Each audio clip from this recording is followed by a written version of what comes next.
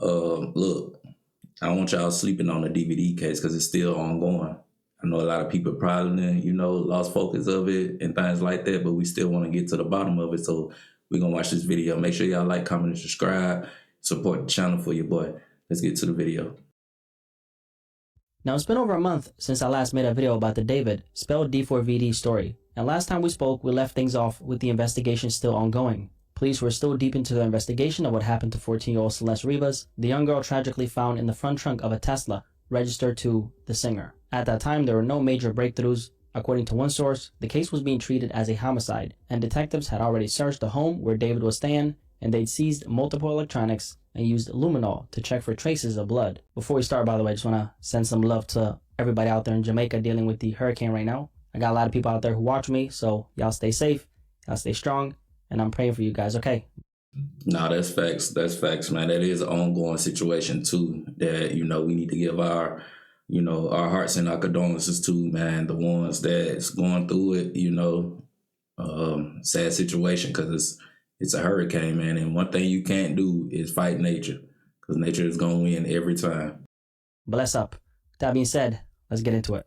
Now, where we left things the last time we spoke about this was this. Investigators were still piecing together Celeste's final days, going through her last known movements. We also talked about surveillance footage showing what's believed to be her last appearance before she went missing, and how neighbors said that the Tesla had been parked in the same spot for weeks before it was finally towed. At that point, Celeste's body had just been released back to her family, but investigators hadn't revealed yet how she died or whether David would face any charges connected to the case. That's where things stood when I last covered this story. So let's dive into it, okay? Ever since the story broke, one of the biggest questions people have had is whether or not David himself is actually considered a suspect. Because when a body's found and a car registered to your name, that's the first thing the public jumps to. It only makes sense, right? And this right here has been one of the key things investigators have been trying to figure out, right? So about a week after I dropped my last video on this story over a month ago, the LAPD made a statement to Complex officially clearing things up. And according to them, David isn't a suspect in Celeste's death, at least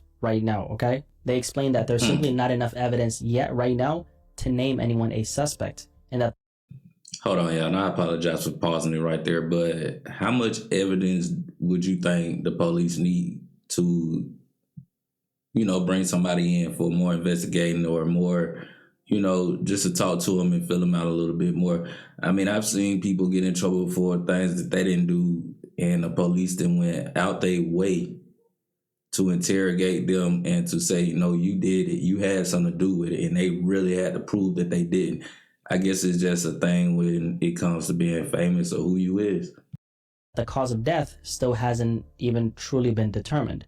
In their exact words, the Los Angeles County Medical Examiner has not yet determined the cause or manner of Miss Rivas Hernandez's death. As such, it remains unclear whether there is any criminal culpability beyond the concealment of her body. At this point, I'm sure they probably know more because, my video was over a month ago and this happened right after, okay? And while investigators continue digging into how her remains ended up there, more details about the young girl's home life started popping up. It was reported that police were actually called to her family's home in Lake Elsinore, California, more than 10 times between February 2024 and April 2025. And here's the thing, right? Most of those calls were actually marked as minor investigations, but one was labeled as suspicious circumstances. Maybe the police marked it as that way because of how many times they'd already been called to that specific address. Like at some point it probably started to raise some red flags, like why are we being called to the same location over and over again, right? And this is where things get interesting, because you guys remember that surveillance footage I showed you in my last video where you could actually see Celeste and was believed to be her last moments before she disappeared?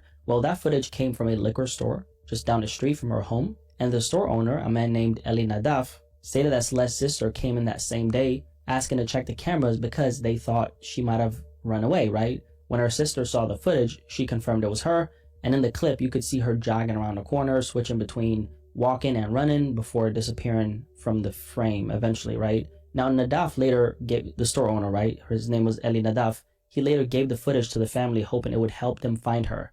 Now on the particular day of that footage, which was March 19th, 2024, something else came out after my last video. It turns out, on that same day that Celeste was seen in that liquor store footage, police received 3 separate calls from that same address, her family's home in Lake Elsinore. And this next part gives it a little more context. An ex-boyfriend of hers, his name is Damien, he's a young boy, he told TMZ that back when she was in 7th grade and he was in 8th grade, him and Celeste actually dated for a while. And he said that she once mentioned she was planning to run away, but at the time, nobody really took her seriously. The young boy stated that they had PE class, physical education for my international viewers, and during that class, Celeste told him and his friend that she was planning to run away, and she allegedly said it was because of her parents. Damon also mentioned that 14-year-old Celeste didn't really get along with her parents. He said she told him they were mean to her. Now, I don't know what that specifically looked like behind closed doors. Obviously, I'm not going to speculate, but that's what he shared. Okay, Damien shared this from his own experience in his own words. Did she talk at all about her relationship with her parents? Kind of. She just said they were mean or whatever. She didn't like them. Yeah, I didn't think it was gonna happen like at all, cause like she was always like so happy and stuff. We were at PE and she told me and my friend that she was running away, and she said it was because of her parents. And the next day she wasn't at school, and like that's the last time I saw her. And when it comes to her saying that she was gonna run away, Damon explained that she was saying all this in a joking way and that she seemed happy at the time, so they didn't really think it was serious. But the next day, Celeste wasn't at school anymore, and according to Damien, that was actually the last time he ever saw her. I don't know if the young boy, Damien, has been interviewed by law enforcement, but if he has, that could definitely offer investigators a few more clues. Now, personally, I don't think the young boy is lying. I mean, why would he? He generally comes across as a good kid, generally, and I'm not doubting that he had good intentions by speaking out, especially considering that he was her boyfriend, right?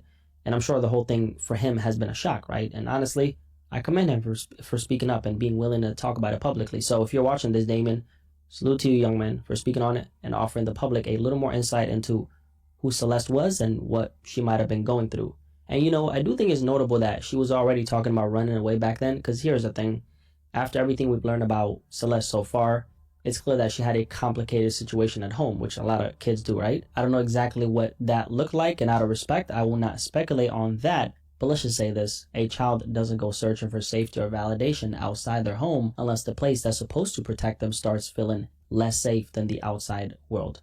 And that's not a job at the family or me trying to assign blame. All I'm saying is, yes, children make decisions that don't always make sense, but they shouldn't be held accountable the same way adults are. That's not how it works. Because I always like to say that children aren't proactive in how they move through life. They are reactive. Their prefrontal cortex, the part of the brain that handles logic and judgment, isn't even fully developed yet. And here's the thing. A lot of people don't realize, even though the brain stops growing in size during the early teen years, it keeps fine-tuning how it works all the way into your mid to late 20s. That part right behind your forehead, my big-ass forehead, the prefrontal cortex is actually one of the last areas to mature. It's responsible for things like planning, prioritizing, and making smart decisions. So when we talk about Celeste, we're literally talking about someone whose brain wasn't even close to being finished developing. Not even close. You can't hold a child to the same standard of accountability as you can an adult. Now, shifting gears back to the actual case. Investigators have described this whole thing as complicated. And one of the biggest pieces still missing right now is the official cause of death, right? That's what we spoke on earlier.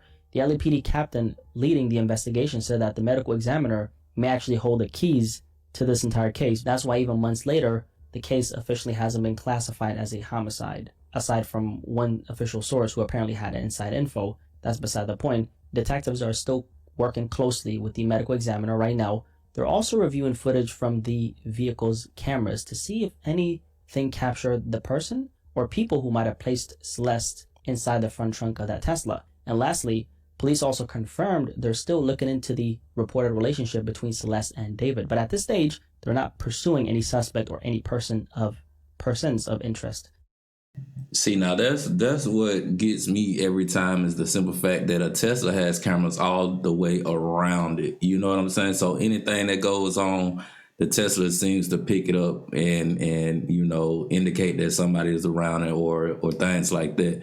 So for me, it seemed like that would be the quickest thing and the easiest thing to solve the case is just see what was going on with the Tesla. Now, if it happened to be some faulty thing going on with the Tesla as to why it didn't catch whatever was going on around it, then we need to look into Tesla, you know, because you can't have these type of things going on, but you're not picking up nothing. You charging all this money saying, you know, oh, this car, the greatest car, things like that.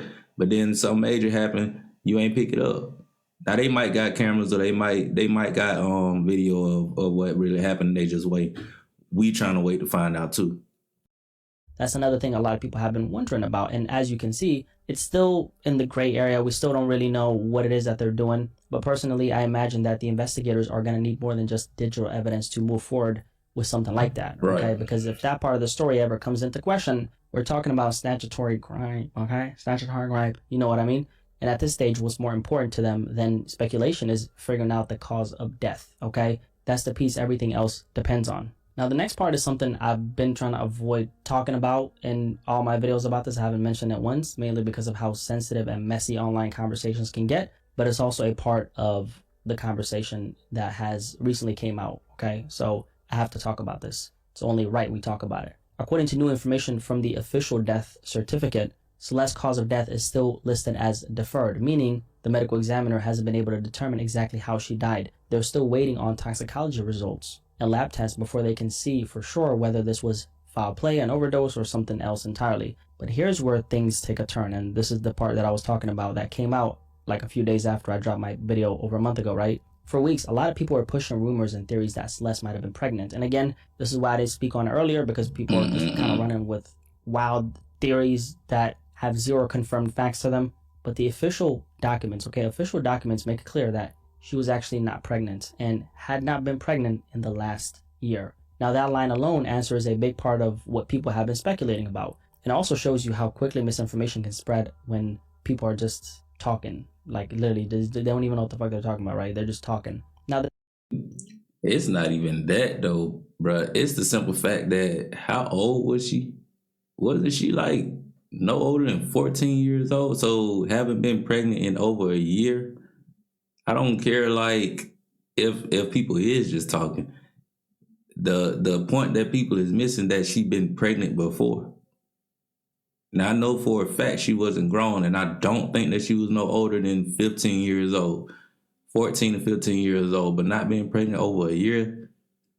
Man, yeah, something was going on in that house. But we like bro said right here, I'm not gonna speak on it either, but for your daughter to even be sexually active at that age is something wrong. the next thing I never covered in my last video from over a month ago is something that completely changes the timeline of this whole Daughter story. or Right? son. There's some footage that surfaced, and it rewrites what we thought we knew about Celeste's last known movements. This video was recorded by a neighbor's Nest camera outside her parents' home in Lake Elsinore, California. Now, the scoop was that Celeste went missing back in April of 2024. This was the story, right? She went missing back in April of 2024, and that her family hadn't seen her since. But this new clip captured by a camera on September 8th, 2024, exactly 1 year to the day before she was found, crazy, right? Proves otherwise. Let me talk real quick, okay? You gonna let me talk? No, you ain't gonna let me talk. Why you not gonna let me talk? You tripping? Nah, you tripping? Out the door, you tripping? Oh my god. Nah, you tripping? Move the out of here. You better get over there. Get your over there, little girl. So that's about 5 months after she allegedly ran away. I don't really know how to feel about this footage. It just seems odd. Like the fact that this happened exactly 1 year to the day before she was found. What are the odds of that? Crazy. Ain't that crazy, right? Like crazy. It's really hard not to wonder how something like that lines up. Like how the hell was she found exactly a year after that footage came out? I just think it's very strange, right? As for the footage itself, you can clearly tell that she was upset. She was kind of like the girl who was screaming in the background. And it's being reported that Celeste was allegedly arguing with a few people who had apparently pulled a prank on her. And the people she's arguing with, that's actually a whole nother family who lives very close to her family's home, right? And after that confrontation, by the way, those neighbors reportedly went to Celeste's home to apologize. And according to what's being said, her dad answered the door, but he seemed pretty unbothered, pretty unfazed by the whole thing. So I don't really know what's up with that. Now, the issue with this footage is that it kind of contradicts what we've heard from the family, which has led to a lot of scrutiny online. And I'm not here to tell you what to think. I'm just presenting the information as it's come out. Now, the next thing we have, and this is something I never covered in my last video, is a case of swatting. There was apparently a swatting incident at one of David's family homes in Texas. For anyone who doesn't know what swatting is, it's when someone makes a fake emergency call to the police claiming there's a violent situation happening at a certain address. A lot of famous people have been victims of this before. It's basically a way to kind of like taunt or harass somebody using law enforcement as the weapon. And obviously this is completely dangerous, it's illegal, and it's meant to trigger a heavy police response, usually SWAT teams, to someone's house as a prank or intimidation tactics. Now in this particular case, deputies in Waller County, Texas sped through the night after a 911 call came in claiming there had been a deadly shooting at a particular address. And then eventually we see this video that shows this swatting incident at David's family home in Texas. But eventually when they got there with weapons drawn and all that, they quickly realized it was fake. And the people inside, who turned out to be David's parents, were completely fine. Sheriff's deputies speed through the night in the outskirts of Houston, responding to a 911 call about a deadly shooting. Yeah, Waller County Sheriff's Office. I heard some gunshots, and I think someone's dead. When they arrive at the home in question, guns are drawn. But after talking with the people who answered the front door, they quickly learn the call was fake. A case of swatting, someone reportedly using a device that alters voices, calling in a false report. In this case, the people living in the house were the parents of David. The caller had used a device to disguise their voice, which is a pretty common trick in these swatting cases for anonymity purposes. Now, I don't think this was necessary or right at all, no matter what you think about David or this whole situation. At the end of the day, this is his family, right? And I don't personally think they deserve to be dragged into something like that. Now, luckily, they ended up being safe. Nothing happened, right? And here's the thing with swatting. It doesn't always end with things end up being fine, because there's been incidents where people have actually lost their lives because of it. In 2017, Barris thought he was swatting the home of a video game rival after a fight over a bet for $1.50. But police swarmed Andrew Finch's home, an innocent man with no connection to the game. He was shot and killed by police who thought he was reaching for a gun. So it's honestly a very dangerous thing to play with, and it's not something to take lightly. Now moving on to something a little different.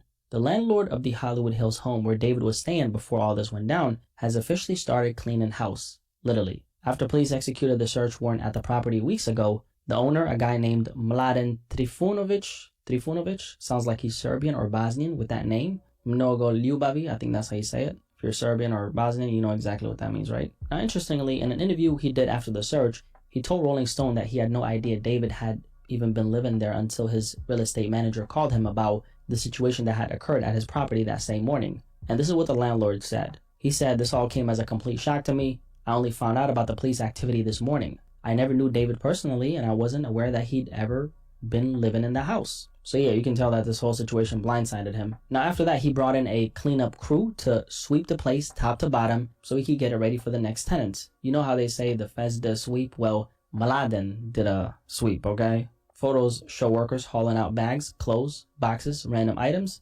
basically anything that had been left behind. And they weren't wasted.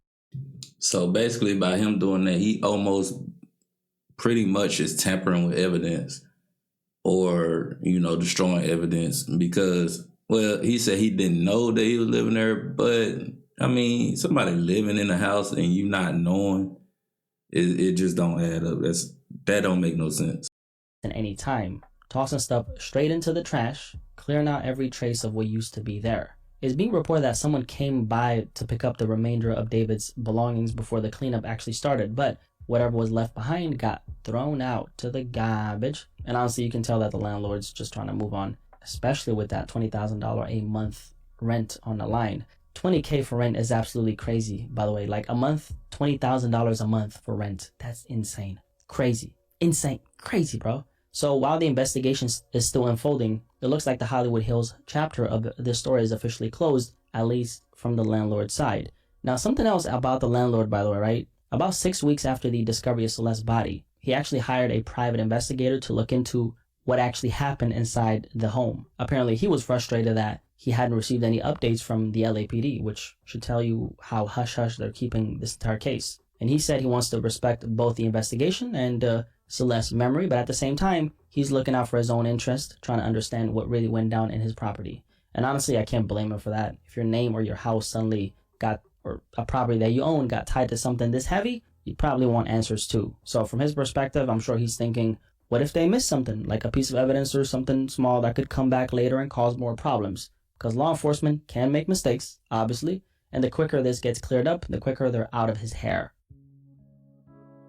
And then we have another part of this story that hit hard, and honestly kind of hit me hard. About a week after I released my last video, Celeste Rivas was actually finally laid to rest. Family and friends gathered at a cemetery in Rowland Heights California, where they carried her casket to its final resting place. For them, this was the first real chance to say goodbye. After months of pain, questions, and confusion, they could finally lay her to rest. It's one of those moments that reminds you of just how real the story is. No matter what any of us have to say about the family, no parent deserves to bury their child before their child ever gets the chance to bury them. Behind the headline of the story, there's a family that'll never be the same again. And no matter what happens in this case right here, like this part right here, this was their moment of peace.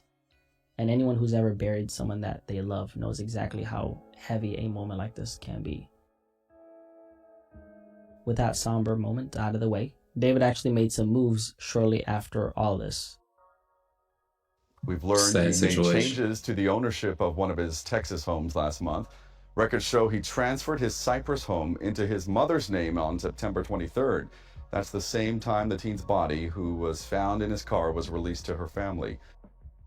According to new reports, David transferred ownership of one of his homes in Texas to his mother around the same time Celeste's body was released to her family. The property, located in Cypress, Texas, just outside of Houston, was officially transferred into her name on September 23rd. Now, the timing of that transfer definitely raised some eyebrows, especially since it happened right as Celeste's body was being returned to her family, and the case was dominating national headlines. Now, right there, we're going to pause it because I think at this moment in this time, Buddy is doing everything possible or anything and everything possible to show that he's guilty of something. A lot of the times when you know that the feds is coming for you or something like that, then those are the steps that you would take. You would start transferring money into certain banks or, burying the money. You would, take anything in your name and switch it out because you never know what the feds coming to get or what they finna take from you. Or it could be the fact that he got some other type of Ponzi scheme going on that we don't have no clue about.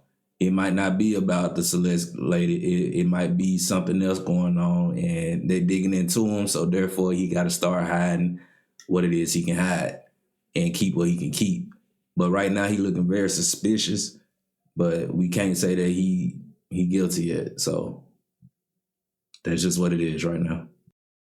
And I know a lot of people might be wondering, why would he do something like that? Well, there are a few possibilities. The number one being taking preemptive action in case he gets sued. Because here's the thing, no matter how the situation ends, something is likely to happen legally. If I had to take an educated guess, and obviously I'm not a lawyer, if your lawyer looks like me, you're cooked. He could be facing a civil lawsuit sometime down the line, right? Since the Tesla was registered in his name, he could potentially be sued for negligence or something related to how that vehicle was handled, since it was his vehicle, right? And it was in his name. And civil cases are very different from criminal ones. This wouldn't be about proving guilt beyond a reasonable doubt. It'd be about financial responsibility. So if that house or any other major assets he owns are still under his name, that's the kind of stuff lawyers might come for first. So transferring it to a family member could just be his way of protecting, it probably actually is his way of protecting what he can before anything like that happens. So logically, it makes sense that he'd do something like this. He's just trying to really protect the bag he's already built. It's really that simple, right? Doesn't mean he's guilty of anything. It just means he's being proactive, taking precautions in case things ever move in that direction. Now, the next thing that we have is that law enforcement has actually officially seized every piece of surveillance footage from the rental that David was staying at. And apparently when they executed that search warrant last month, they took all the recordings from multiple security cameras on the property. And those cameras will, of course, show who is coming in and out of the property and who was around the house during that period, right? So let's just say that if Celeste was ever at that property before her death, the footage could be the key to proving that, right? So this is pretty big. Now, the landlord stated that he hasn't seen any of the footage himself and that he apparently didn't have access to the cameras in the first place. According to him, he wanted to give his tenants privacy, so he couldn't even check the footage if he wanted to. That's according to him, right? And the landlord apparently asked the LAPD for a copy of the warrant and a list of what was seized, but hasn't gotten a response as of right now. So as of right now, police are the only ones who know what's actually on those tapes. If that footage shows anything linking Celeste to the house, that could completely reshape how this whole story is viewed, right?